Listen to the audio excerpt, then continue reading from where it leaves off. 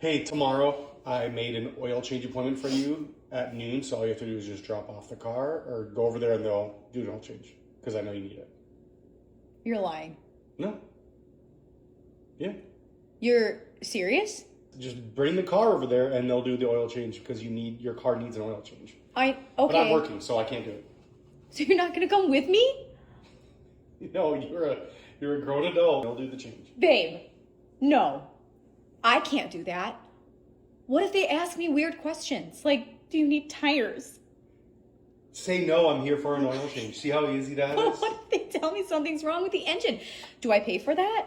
Do I tell them, yeah, fix whatever? Because they're gonna tell me that something is wrong with our car's engine. Just get an oil change. That's it. I can't. Nope. Just tell him no. I'll talk to my husband. Whatever. Just go to get an oil change. This is not hard. can't. This is very stressful. You got it. No, could you work in the car and come with me?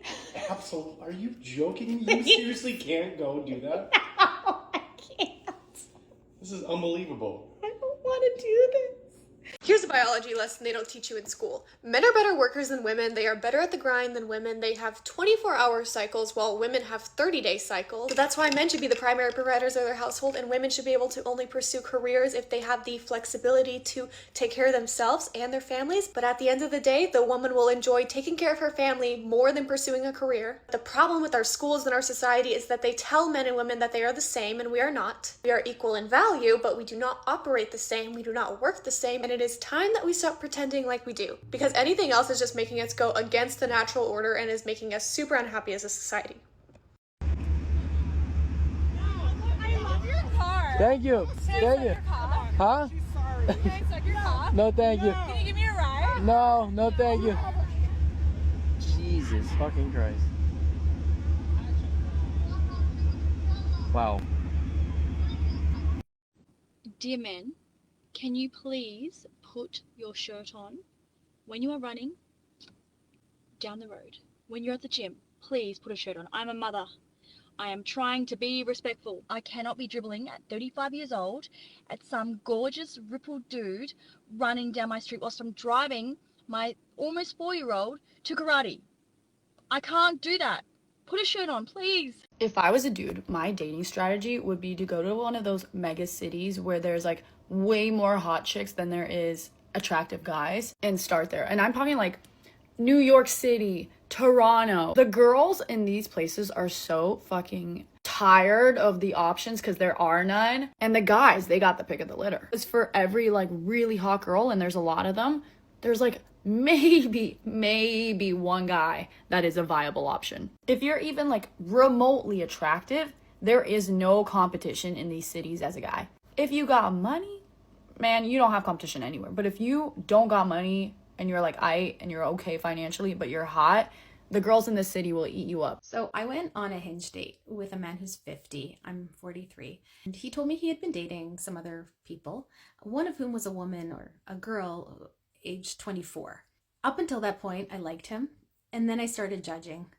And it made me uncomfortable. Why does it bother me that this 50-year-old has dated a 24-year-old? Maybe because I have a 22-year-old and that makes me feel uncomfortable, especially since I'm her mother. We could technically be dating the same person. I generally try to be open-minded and non-judgmental, but this gave me a bit of the ick. And I want to know from you guys, what do you think? Should we follow the rule? Age divided by 2 + 7, does that really work? Do we really care if people are they're consenting adults?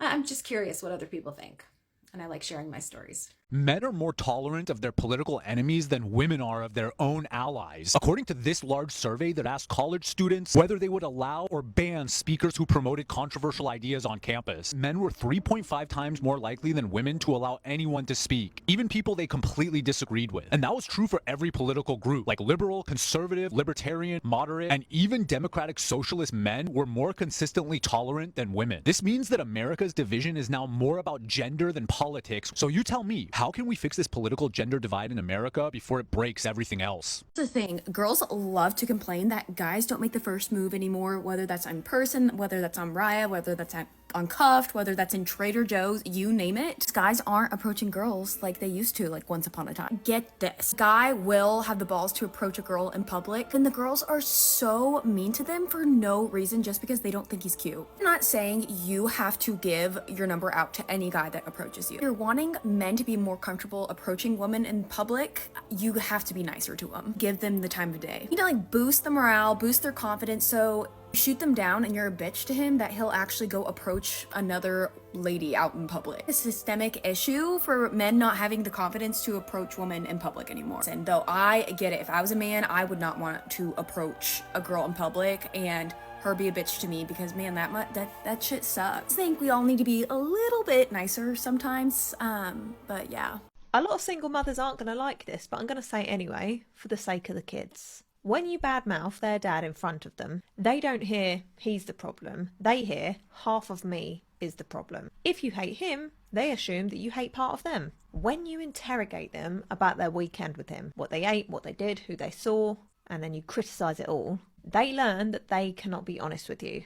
And they take on the adult role of managing your emotions. When you criticise his new girlfriend in front of the kids, you force them into a loyalty battle. They might like her, but they know that you don't. So now they're anxious, they're on edge, and they're having to choose sides in a battle that they never asked for. And when you vent about finances and how he's let you all down, you are handing adult burdens to a child with an underdeveloped brain. And that is where anxiety begins. So don't get so consumed by resentment that you forget you are shaping your child's blueprint for love, for conflict, and for self-worth. Of course! She's treating a routine oil change like she's being asked to dismantle a nuclear warhead in a dark alley. She's 40 minutes into a panic attack because the thought of a mechanic asking her about a tyre rotation is very stressful. It's a masterclass in weaponized incompetence. She's framing her basic inability to function as a grown adult as a reason why her husband needs to abandon his actual job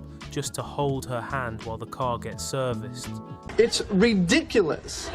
She's claiming men and women aren't the same, which is true, but she's also giving herself and other women a reason to exit from the workforce. There are many women out there who rebrand "I don't want to work" as an excuse for men to provide for their 30-day cycle lifestyle.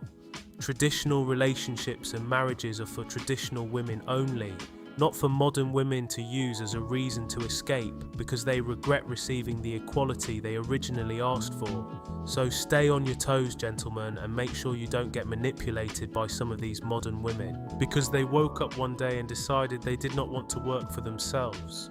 They're lost! She doesn't get that it's not a supply issue. You could be in a city with 10 women for every one man, but if all 10 are bringing that same Western entitlement, you've just increased your chances of getting a headache. The whole passport bro movement isn't about men struggling to find a date in New York or Toronto. It's about men realizing that the Western prize is actually a liability, and men want to get as far away from it as humanly possible. Facts.